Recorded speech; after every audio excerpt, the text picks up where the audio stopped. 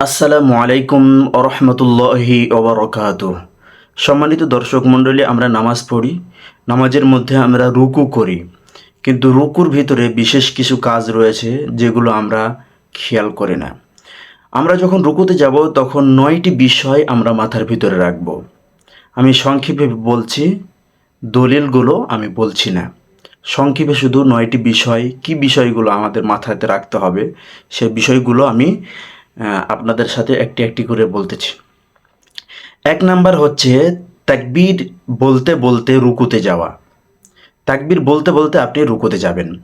2 number হচ্ছে উভয় হাত দ্বারা হাঁটু ধরতে হবে। হাঁটুর উপর হাত রেখে দিবেন এটা নয়, হাঁটুকে শক্ত করে ধরতে হবে। সম্মানিত দর্শক মণ্ডলী, 3 নাম্বারে যে বিষয়টি আমাদেরকে লক্ষ্য রাখতে হবে তা হচ্ছে হাতের আঙ্গুল সমূহ ফাঁকা করে রাখতে হবে।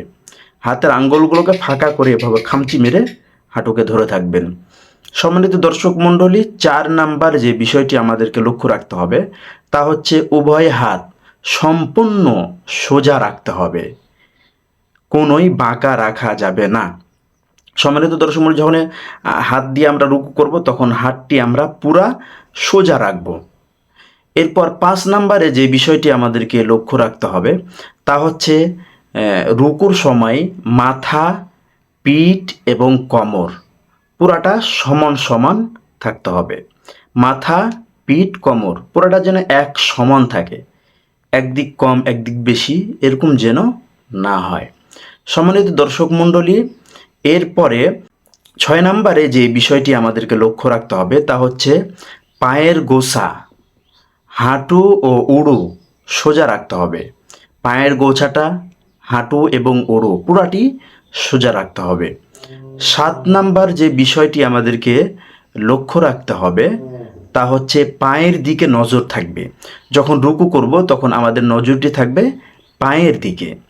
সম্মানিত দর্শক মণ্ডলী, এরপরে 8 নাম্বার যে বিষয়টি আমাদেরকে লক্ষ্য রাখতে হবে তা হচ্ছে রুকুতে কমপক্ষে 3 বার রুকুর তাসবিহ পড়া, সুবহানা রব্বিয়াল আযীম, এটি কমপক্ষে 3 বার আমরা পড়ার চেষ্টা করব।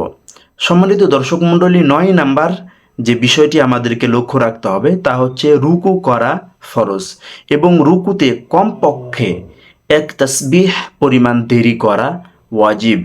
অবশ্যই আমরা রুকুতে গিয়ে কিছুক্ষণ দেরি করব, 3 বার, 5 বার, 7 বার এইভাবে আমরা রুকুর তাসবিহগুলো পড়ব। এমন নয় যে রুকুতে গেলাম এবং উঠে গেলাম।